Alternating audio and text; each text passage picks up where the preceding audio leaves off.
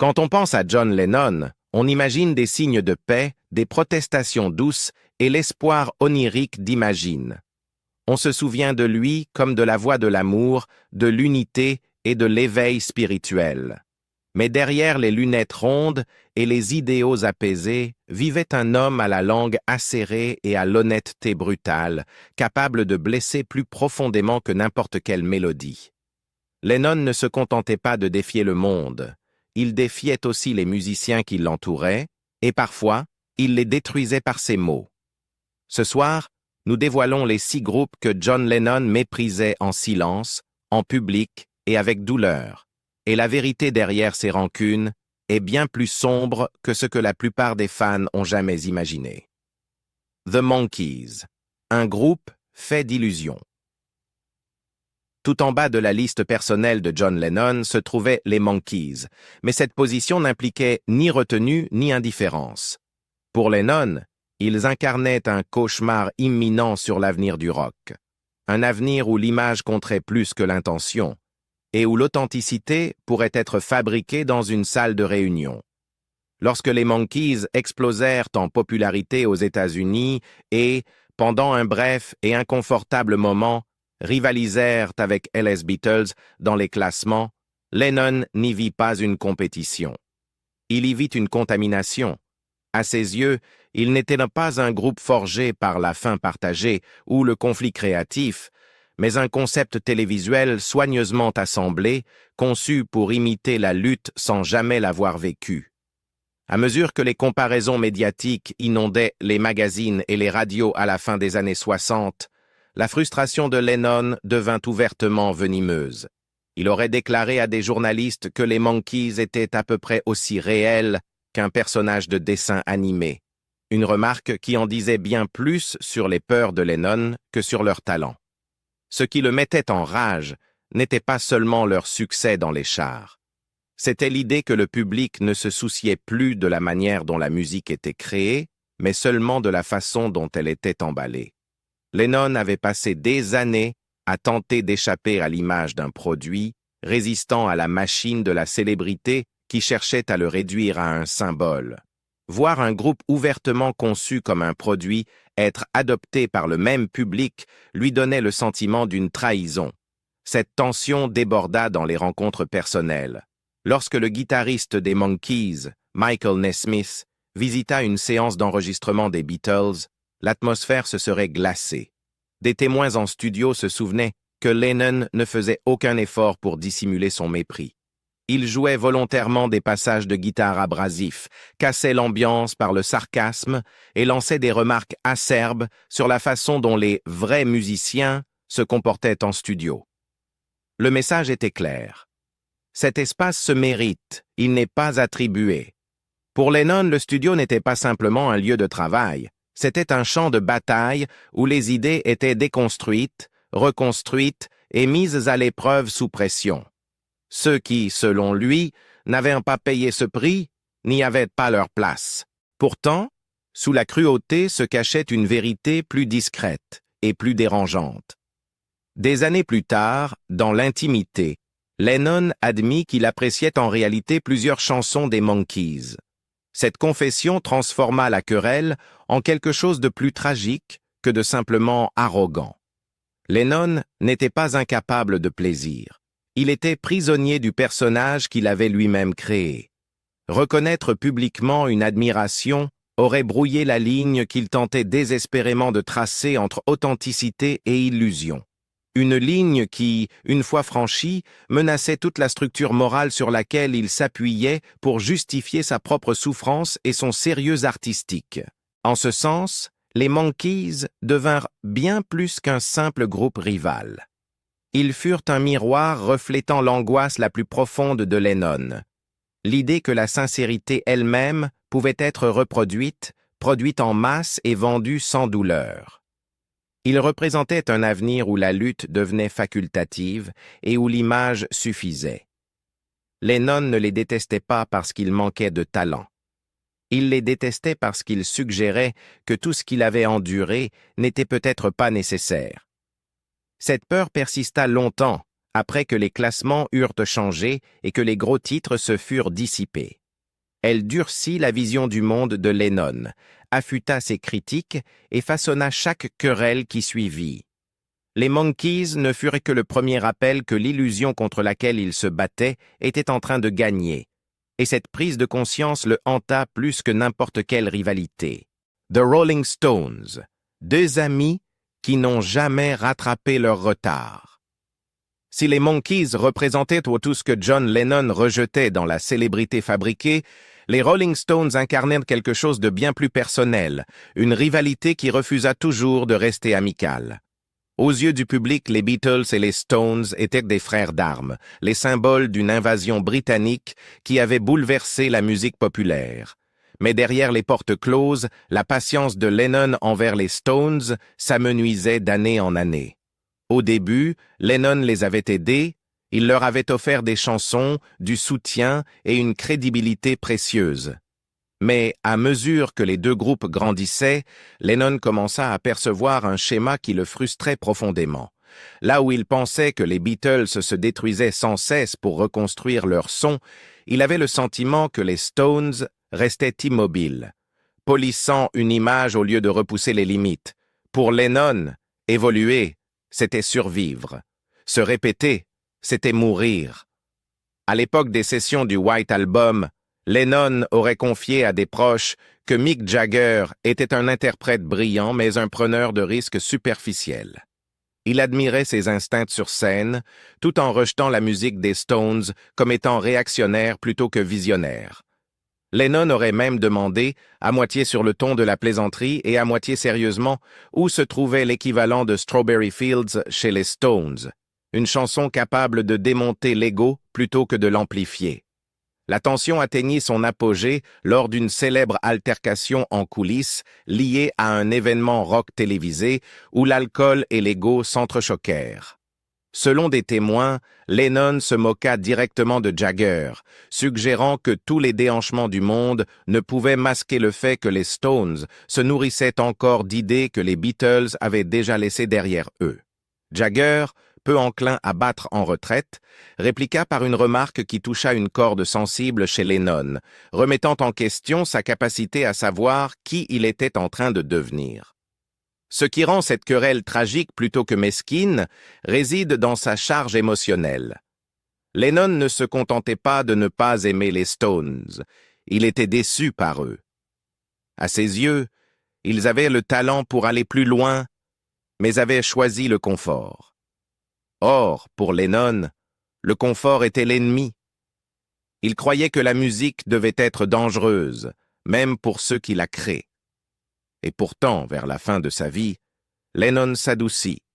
Dans un rare moment de lucidité lors d'une interview tardive, il admit que les Stones avaient parfaitement accompli ce qu'ils s'étaient fixé, et qu'ils l'avaient bien fait. Le problème, confessa-t-il, n'était pas leur succès, mais le fait qu'ils n'aient jamais voulu emprunter le même chemin qu'eux. La rivalité n'était donc pas une haine née de l'envie, mais un chagrin silencieux face à des philosophies divergentes. Pour Lennon, les Stones lui rappelaient que tout le monde n'était pas prêt à se mettre à nu pour l'art. Et cette prise de conscience le troubla bien plus que n'importe quelle insulte. Led Zeppelin, quand la puissance résonnait comme du bruit. Au moment où Led Zeppelin s'imposa comme une force dominante du rock, John Lennon s'éloignait déjà de l'idée même de domination musicale. Aux yeux du public, Zeppelin incarnait la puissance, l'excès et une nouvelle mythologie de dieu du rock. Pour Lennon, il représentait tout autre chose, du volume sans vulnérabilité, de la force sans introspection. Lennon découvrit leur musique pour la première fois lors d'une réception professionnelle, peu après que le groupe eut commencé à attirer une attention sérieuse. Selon les personnes présentes, sa réaction fut immédiate et théâtrale. Il se serait bouché les oreilles en exigeant que la musique soit baissée, non pas par plaisanterie, mais par rejet. Lennon n'avait aucune patience pour ce qu'il considérait comme une musique conçue pour écraser plutôt que pour communiquer. À ses yeux, le son de Zeppelin reposait sur l'impact brut, non sur la prise de risque émotionnel. Ce qui le piquait le plus, c'est que Lennon connaissait parfaitement leur parcours.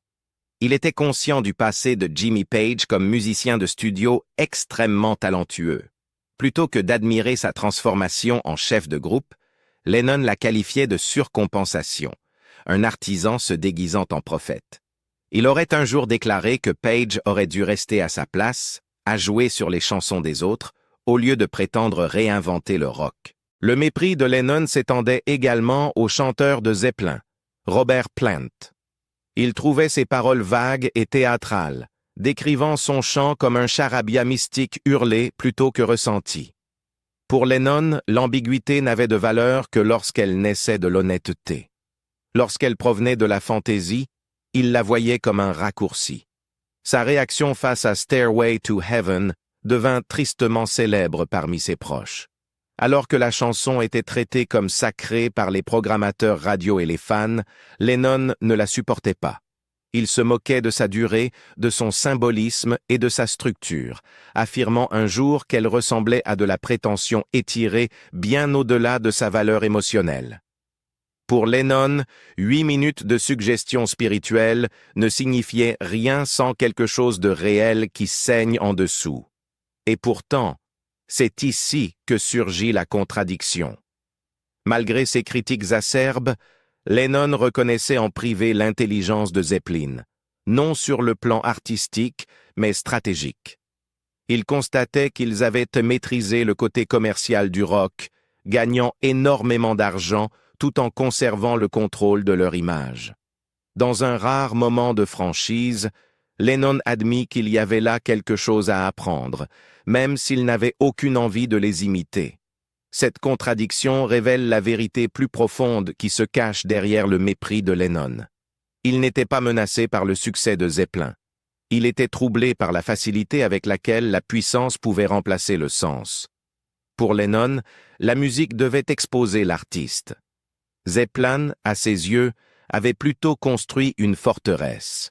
Cette prise de conscience n'a fait qu'aiguiser son amertume et préparer le terrain à un ressentiment encore plus personnel à venir. The Bee Gees, quand la popularité ressemblait à une trahison. Lorsque les Bee Gees passèrent d'une pop fondée sur les harmonies à une célébrité mondiale, John Lennon n'y entendit pas une évolution, mais une intrusion. À ses yeux, leur ascension s'approchait dangereusement du terrain que les Beatles avaient déjà déconstruit puis reconstruit. Ce qui troublait Lennon n'était pas seulement leur succès, mais la manière dont leur son faisait écho à l'accessibilité émotionnelle qu'il avait lui-même contribué à inventer, désormais livré avec un poli qu'il trouvait étouffant. La tension était apparue plus tôt, lorsque des comparaisons émergèrent entre l'orientation mélodique des Bee Gees et les œuvres tardives des Beatles. Lennon supportait mal cette idée. En privé, il rejetait cette ressemblance comme une imitation dépourvue de lucidité, estimant qu'un mimétisme vidé d'humour et de doute de soi était creux. Là où Lennon chérissait la contradiction et les aspérités, il avait le sentiment que les Bee Gees lissaient tout dans une douceur excessive. Cette douceur, selon lui, était dangereuse. Elle anesthésiait l'auditeur au lieu de le confronter. Le ressentiment s'accentua durant l'ère disco, lorsque les Bee Gees dominèrent des classements autrefois occupés par les groupes à guitare. Lennon considérait cette explosion comme la preuve que le marketing pouvait désormais l'emporter sur le sens. Lors d'un dîner entre amis, il aurait déclaré que leur succès démontrait à quel point le public pouvait être facilement guidé, tant que le produit était correctement emballé. Ce n'était pas tant de la jalousie que du désespoir, le sentiment que l'auditoire, qu'il croyait prêt à suivre des idées exigeantes, avait choisi le confort. Les pics les plus acerbes de Lennon visaient leur voix. Il se moquait du falsetto, qu'il jugeait sirupeux et artificiel, décrivant l'écoute comme une expérience à la fois sucrée et étouffante. La cruauté de ces mots dissimulait une blessure plus profonde. Lennon craignait que la sincérité elle-même ait été reconditionnée en un objet décoratif. À ses yeux, les Bee Gees symbolisaient un monde où l'expression émotionnelle ne nécessitait plus aucun risque. Ce qui rend ce chapitre particulièrement tragique, c'est son caractère unilatéral. Les Bee Gees étaient de fervents admirateurs de Lennon et des Beatles.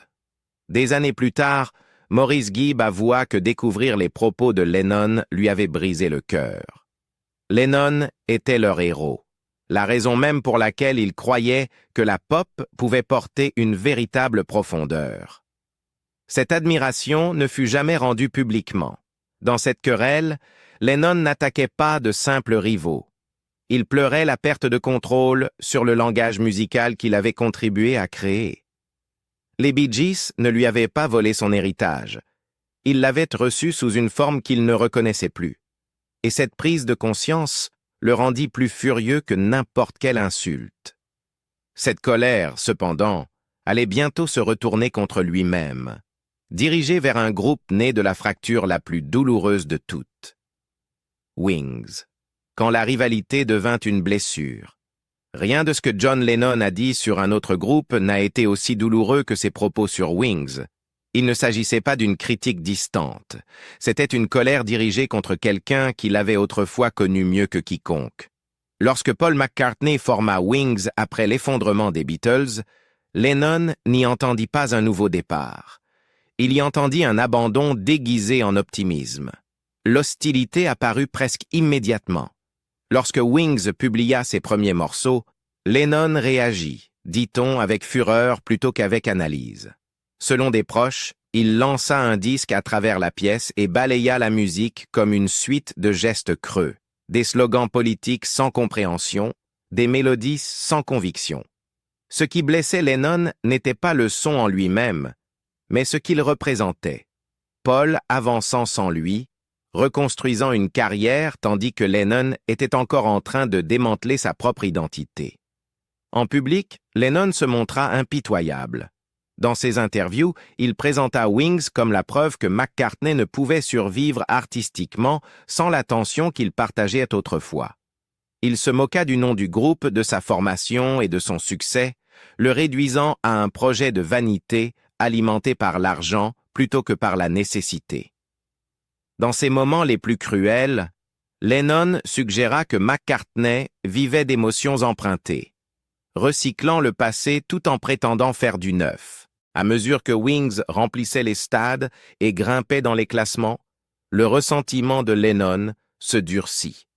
Interrogé sur le succès mondial de McCartney, il aurait répliqué sèchement que jouer de vieilles chansons pour des fans fidèles n'était pas du courage, mais de la sécurité. Derrière l'insulte se cachait quelque chose de bien plus fragile. Lennon avait toujours cru que l'art exigeait l'inconfort.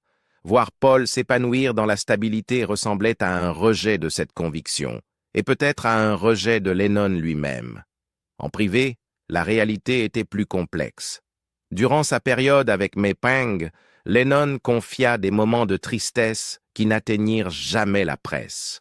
Il ne se contentait pas de détester ce que Paul faisait. Il détestait le fait que Paul semble heureux de le faire. Selon Yoko Ono, la colère de Lennon dissimulait une profonde déception. Il pensait que McCartney était capable de risques plus grands, d'une honnêteté plus profonde et d'une remise en question plus sévère.